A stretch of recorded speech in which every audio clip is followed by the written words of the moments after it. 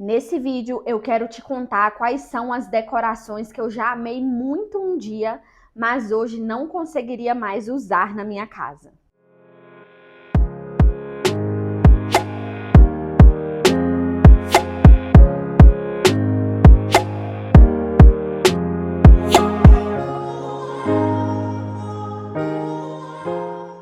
Oi, eu sou a Thaisa Tosati, sou psicoarquiteta.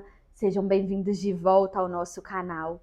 E hoje eu quero compartilhar com você algumas decorações e alguns móveis que eu já amei muito um dia, inclusive já tive na minha casa, mas hoje não conseguiria mais ter. E aí você pode estar se perguntando, mas Thaisa, se você não gosta mais, por que você está compartilhando sobre isso? A verdade é que eu preciso trazer uma reflexão que me fez pensar muito a respeito das mudanças que acontecem não só na nossa vida, mas também na nossa casa. Eu sempre vou reafirmar que a nossa casa é reflexo, é um espelho daquilo que a gente é e daquilo que a gente carrega. Logo, se nós somos pessoas que estamos em constante evolução, mudando o tempo todo de pensamento, de opinião e até mesmo de personalidade, a nossa casa precisa refletir tudo isso. Porque se esse reflexo não acontece, você acaba se desconectando do seu lar. Porque aquele espaço passa a não ter mais nada a ver com você, aquele espaço passa a não ter mais a sua identidade e a não seguir a personalidade que você tem hoje. Eu sei que por muito tempo a questão da mudança, da evolução e das casas tecnológicas foi sendo associada ao capitalismo e até mesmo a um consumismo de forma desenfreada. E é óbvio que isso acontece. As marcas estão o tempo todo evoluindo, criando novas coisas, transformando, lançando materiais a fim de realmente se destacar no mercado e fazer com que você compre. É óbvio que você precisa filtrar tudo isso, mas o que eu preciso te dizer é que você também precisa normalizar as mudanças que acontecem dentro da sua casa, tanto a casa física como a casa interior. Porque se a gente não muda, se a nossa casa não evolui junto com a gente, é como se você estivesse vivendo ainda em uma casa do século passado, sabe? Você tá aqui hoje, nesse ano, século 21, e não quis mudar nada dentro de casa para não alimentar o capitalismo, mas tem uma casa que não tem nada a ver com você, porque ela ficou parada no tempo. E é isso que eu preciso te alertar. A sua casa precisa evoluir junto com você. A sua casa não pode ficar parada no tempo, porque do contrário você nunca vai se sentir dentro de um lar. Porque nada que está dentro da sua casa tem a ver com você. Nada que está dentro da sua casa diz respeito à sua identidade e à sua personalidade. Então, sim, comece a normalizar as pequenas mudanças que a sua casa precisa sofrer a fim de ir se adequando àquilo que você é, àquilo que já aconteceu na sua história, a bagagem que você está carregando. Bom, e depois dessa reflexão, eu quero compartilhar a primeira decoração que eu já amei, já utilizei em projetos quando tinha a ver com aquele cliente específico, mas hoje não utilizaria dentro da minha casa, que é o jardim vertical. E por trás dessa mudança de opinião existe tanto um aspecto pessoal como também algo mais social que eu passei a observar em relação ao comportamento das pessoas. O jardim vertical foi amplamente usado alguns anos atrás, principalmente pós-pandemia. Quando estávamos todos enclausurados dentro de casa, sem poder ter contato com o mundo exterior, a gente sentiu muito a necessidade de trazer a natureza para dentro da nossa casa, justamente para ter um mínimo de bem-estar, de saúde mental e emocional que a natureza acaba sim nos proporcionando. Então, foi nesse contexto que o jardim vertical passou a ser muito utilizado em diversos contextos, em diversas formas, tanto em ambientes residenciais como também nos comerciais, nos corporativos, desde jardim vertical natural, como também o preservado e também o artificial. Inclusive, se você procurar aqui no canal por vídeos mais antigos, você com certeza vai achar algum vídeo onde eu te mostro como utilizar jardim vertical na decoração, como combinar, porque era realmente um elemento que eu gostava. Porém, esse uso amplo, né, por parte das pessoas, talvez deixou esse elemento um pouco datado, um pouco marcado, como se fosse ali uma tendência que agora não é mais tão utilizada. Para além desse aspecto, eu também considero que hoje, atualmente, com a minha personalidade, buscando sempre praticidade, eu não conseguiria utilizar na minha casa tanto o natural como também o preservado ou o artificial. Cada um demanda ali cuidados específicos, mas eu acho que uma forma de trazer natureza para dentro pode ser através de vasos de plantas, por exemplo, que é o que eu tenho em casa e por enquanto me satisfaz. Eu não precisaria ter ali um super jardim vertical. Isso não significa que você não possa ter ou que se você tem que retirar o seu jardim. Claro que não. Cada casa segue uma rotina diferente, cada personalidade segue ali algo diferente, algo que vai fazer mais sentido para sua rotina, mas hoje, para mim, por ser um elemento muito saturado e por ter outras opções para substituir essa natureza dentro da minha casa, eu não escolheria ter o jardim vertical. Outro elemento construtivo que eu já amei e já utilizei bastante é ter o rodapé mais alto, aquele rodapé bem expressivo, sabe? Que tinha ali por volta de 20 centímetros de altura. Atualmente, e até mesmo antigamente, os rodapés eram mais baixinhos, né?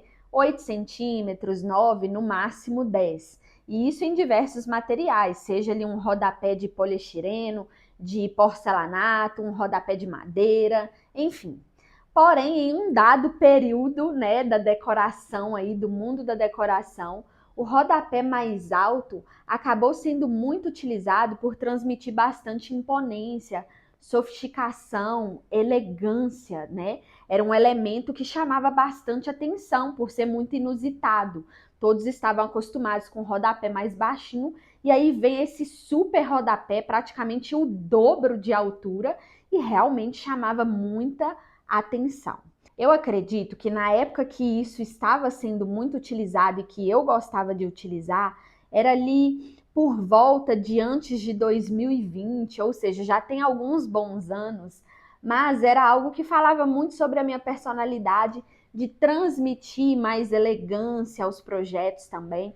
Eu tinha também uma cartela de clientes que buscavam por isso, por mais sofisticação, por mais elegância. Então eu acredito que foi uma coisa levando a outra, sabe?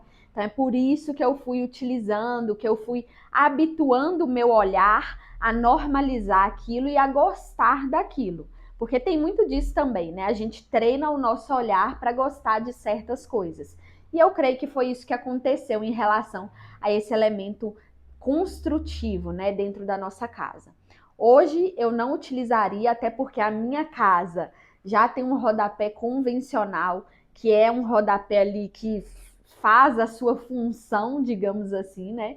Que é proteger ali a parede, que é nos auxiliar no momento de limpeza. Então eu não sinto a necessidade de ter um rodapé tão alto só pela questão da sofisticação e da elegância. Até porque eu gosto sim de ambientes elegantes, ambientes sofisticados, mas isso não é uma prioridade quando eu penso na decoração da minha casa.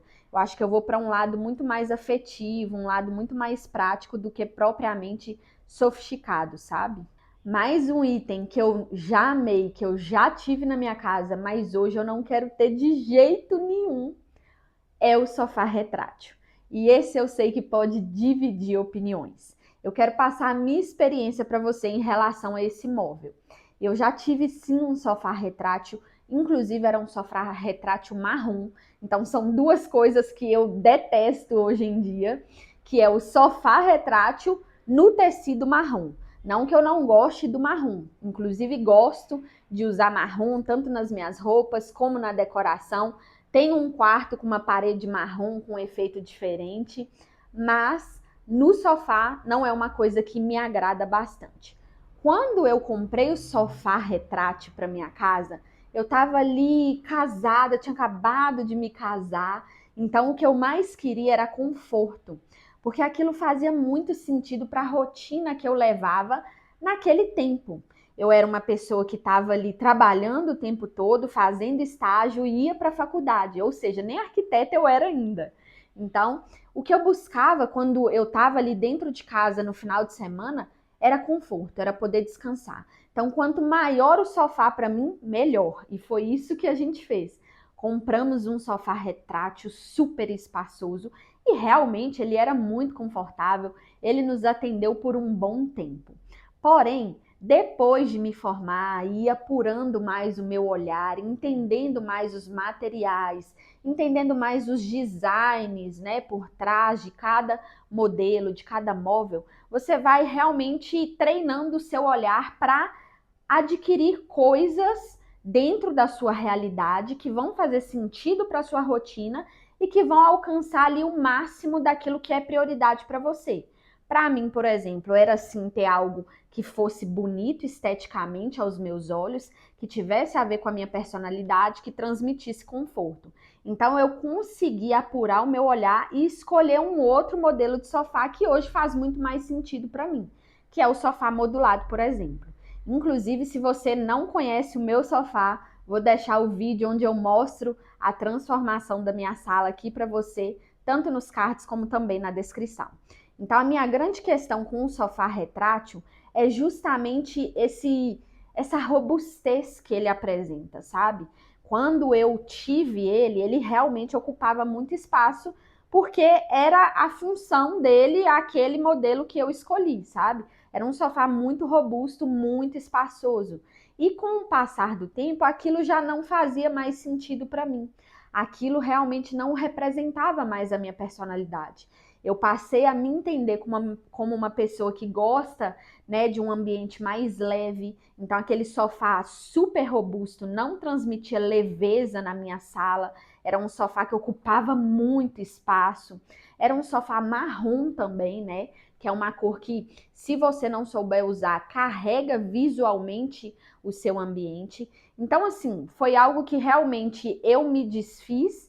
Eu cheguei até a trocar o tecido dele e a mudar a cor, mas o próprio design de ser grande demais, robusto demais, passou a não fazer mais sentido para a minha casa e para a minha personalidade e até mesmo para a minha rotina. Então é por isso que eu fiz a troca, fiz a mudança, não me arrependo e, para te falar a verdade, eu não teria sofá retrátil novamente por todas essas questões que diz respeito à minha rotina, né, à minha personalidade. Novamente, repito, não significa que se você tem que desfazer do seu, ou se você gosta e está pensando em comprar, não é para comprar. Tem modelos hoje no mercado que são lindíssimos, que podem sim cumprir a sua função de ser confortável, mas ao mesmo tempo ser um pouco mais slim. Inclusive, já mostrei designs de sofá retrátil nesse vídeo que eu tô deixando aqui nos cards e também na descrição. Então você pode se inspirar. Ah, mas inclusive me conta, você tem sofá retrátil? Você gosta? Não gosta? Já teve? Não teria, assim como eu? Quero saber sua opinião. Agora, outro elemento que eu já amei muito um dia, já apliquei em vários projetos que tinham a ver com a personalidade do cliente, é o famoso piso marmorizado, porcelanato marmorizado ou ainda cerâmicas marmorizadas, que nada mais são do que revestimentos fabricados que imitam ali a textura do mármore. Então, basicamente, no processo de produção é impressa ali, né, uma estampa que imita o mármore natural, aquela pedra que é extraída de forma natural da natureza, do ambiente, né? Eu já gostei muito, já apliquei em diversos projetos, porém, como eu tô sempre falando aqui, a gente vai apurando mais o nosso olhar. Com o tempo, eu fui percebendo que por mais que tivesse qualidade nos porcelanatos e até nas marcas, né, que produzem esses porcelanatos, eles nunca vão chegar de forma fiel àquilo que realmente é o mármore. Porque o mármore sai ali da natureza, então são peças únicas, nunca vai ser uma igual à outra. E quando você está falando de um material fabricado, você está assim dizendo que ele vai ser fabricado em grande escala e por isso vão ter peças sempre iguaizinhas. Por mais que tivesse ali uma variação nas estampas, né, dentro das caixas de porcelanato, ainda assim não consegue ter a fidelidade do material natural. Então, eu acho que com o tempo as pessoas também passaram a utilizar em grande escala. Então, ficou algo muito massivo, sabe? Toda casa que você ia, principalmente banheiro e cozinha, era marmorizado, sabe? Com porcelanato marmorizado. Então, tudo acabou ficando tudo igual, sabe? Muito sem personalidade. As pessoas só iam ali e compravam porque estava sempre utilizando, era tendência, era só isso que existia no mundo da internet em relação à inspiração e acabou perdendo a personalidade, porque muitas vezes a pessoa colocava, aplicava esse porcelanato nem porque ela gostava, nem porque tinha a ver com ela, mas porque era o que tinha ali, né, no mercado, quando você ia nas boutiques, nos depósitos, né, é o que mais tinha. Eu confesso que eu gostava sim. Inclusive, na minha época de estágio, trabalhei em depósitos, né, que vendiam esse tipo de porcelanato, já vendi bastante, mas na minha casa hoje eu não teria, porque eu acredito que tem outros materiais para piso, para revestimento, que dizem muito mais respeito à minha personalidade, que é um pouco mais minimalista, não gosta muito desse exagero dos veios do mármore, a não ser que seja mais natural, com a pedra natural. Então eu gosto muito de revestimentos que tenham ali a textura mais lisa, sem muitos desenhos, sem muitas estampas. Isso fala muito mais sobre o meu gosto. Então piso marmorizado, com certeza eu não utilizaria na minha casa, nem mesmo nas áreas molhadas como banheiro e cozinha. Eu acredito que eu escolheria um revestimento mais liso, mais minimalista, que tem mais a ver comigo. Agora me conta, você também gosta do porcelanato marmorizado? Não gosta muito? Prefere outro material ou você é apaixonada? Deixa aqui nos comentários. Outro elemento que foi muito usado por muitos anos, dessa vez no banheiro, mas hoje nem é tão utilizado assim, é o nicho embutido. Aquela famosa estratégia, né, que muita gente utilizou para ganhar mais espaço, ter aquela área de armazenamento ali dos elementos que a gente precisa durante o banho, shampoo, sabonete, esponja, enfim, né? A gente sempre fez ele ali, muitas vezes com iluminação. Inclusive, eu já ensinei aqui no canal como fazer nicho embutido e iluminado. Porém, atualmente, com o passar e a evolução, né, das marcas e tecnologias, o nicho embutido não é tão utilizado mais. Foi sendo substituído por outras estratégias, inclusive a prateleira esculpida no próprio revestimento do banheiro. Isso também é uma estratégia, mas que não fica ali embutido, fica exterior, né, à parede, fica por cima ali da parede. É óbvio que cada estratégia tem seus prós e contras, porém, na minha casa, eu escolheria ter ali a praticidade nesse caso. Eu gosto de elementos mais práticos, desde que também sejam coisas que são agradáveis esteticamente aos meus olhos. Então, a prateleira esculpida, por exemplo, é algo que para mim é prático para executar, é prático para dar manutenção e limpeza no dia a dia e que agrada o meu olhar esteticamente. Ainda mais do que o nicho embutido, que dá um certo trabalho ali, seja para fazer na hora da construção ou ainda na hora da sua reforma. Então, é somente por isso. Eu gosto, eu acho bonito, mas na minha casa eu escolheria um outro elemento mais prático para ser executado e que vai facilitar também a limpeza, a rotina do meu banheiro no dia a dia. Mais um elemento decorativo que eu já amei muito, continuo gostando, confesso, mas não usaria na minha casa, é o famoso painel ripado. O painel ripado, eu acredito que seja talvez a mesma ideia do porcelanato marmorizado. Quando surgiu ali, né, muitas pessoas começando a disseminar o painel ripado, foi com uma estratégia. Basicamente, o painel ripado foi feito para estar ocultando portas, por exemplo. Então, você cria um painel na parede, e se você tiver ali uma porta que vai para a área mais íntima da sua casa, você acaba ocultando essa porta naquele painel, porque visualmente fica parecendo só um painel. A porta fica ali mimetizada, digamos assim. Então, essa foi a estratégia a qual o painel ripado foi sendo solução por diversos ambientes. O que aconteceu foi que as pessoas realmente amaram o painel ripado.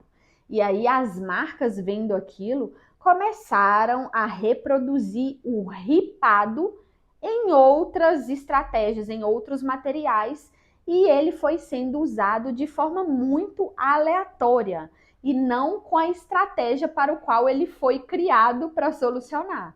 Então, muitas vezes você vê papel de parede ripado, ou seja, ele não está sendo aplicado para esconder uma porta. Ele está sendo aplicado único e exclusivamente para trazer uma decoração na sua parede. E aí, nesse caso, eu acredito que existem outras soluções, inclusive inúmeras soluções, que vão ser melhores do que um papel de parede que imita um ripado. Porque essa coisa de imitar alguma outra coisa tem que ser algo assim muito fiel. É o mesmo caso do porcelanato que imita o mármore, sabe? Porque senão fica algo muito fake, que compromete a sua decoração, e aí você acaba utilizando só por utilizar, você não faz uso ali da função daquele elemento e acaba banalizando aquela decoração.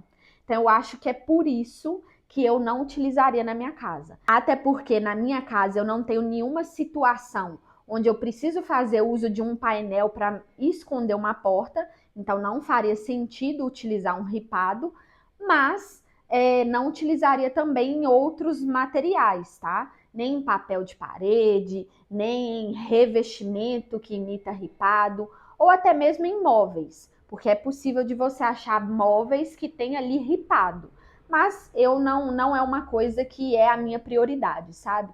Eu acredito que tem outros materiais que eu gosto mais e que fazem mais sentido para minha personalidade, ao invés desse ripado que está sendo usado de forma muito desordeira, exagerada e até mesmo banalizada, infelizmente, porque é um elemento lindíssimo, é um elemento que traz uma solução muito bacana para sua casa, mas as pessoas acabaram usando sem cumprir a função daquele elemento. Outro item que eu também já gostei, mas não utilizaria mais na minha casa, é o famoso revestimento orgânico.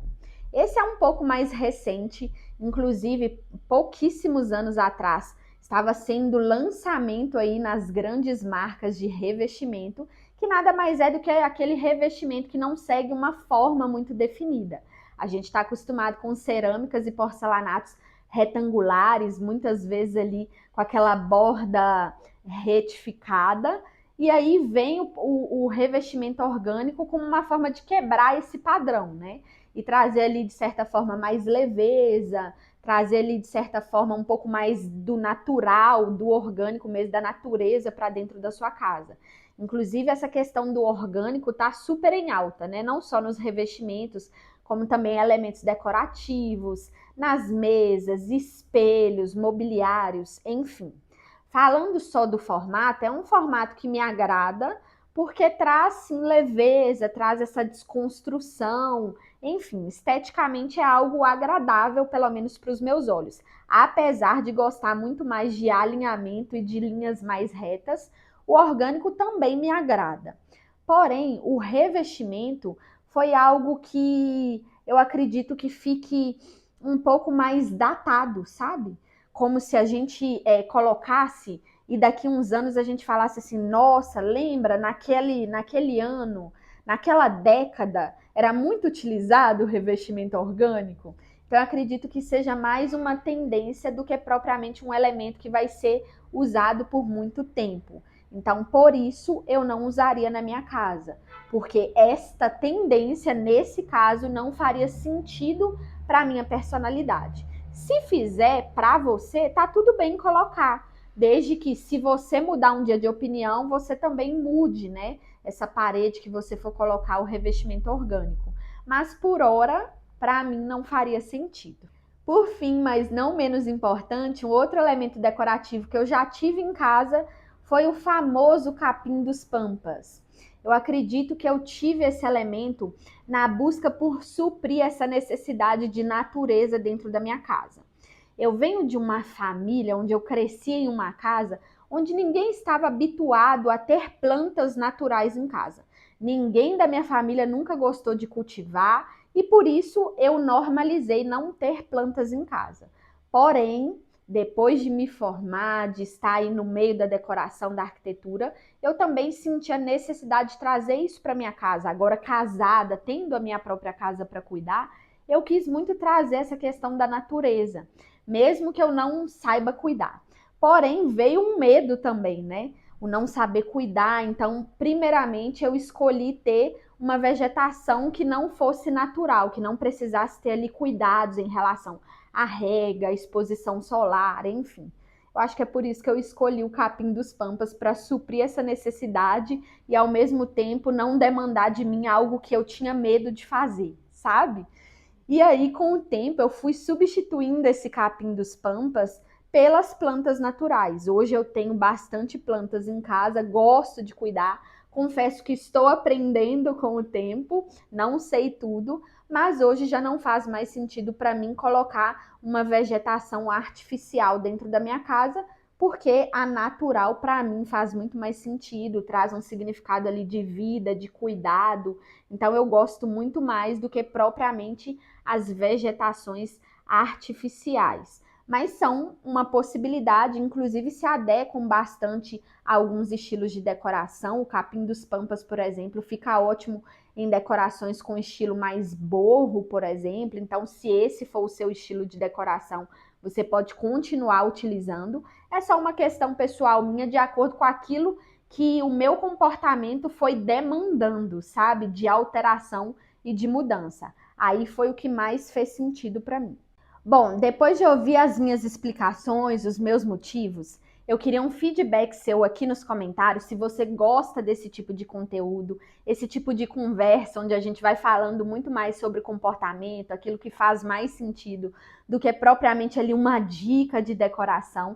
Eu sempre estou buscando trazer essas reflexões para você e gostaria de um feedback. E já que a gente falou dessas decorações, já vou deixar essas outras duas sugestões de vídeo que eu tenho certeza que também podem te ajudar. Beijo!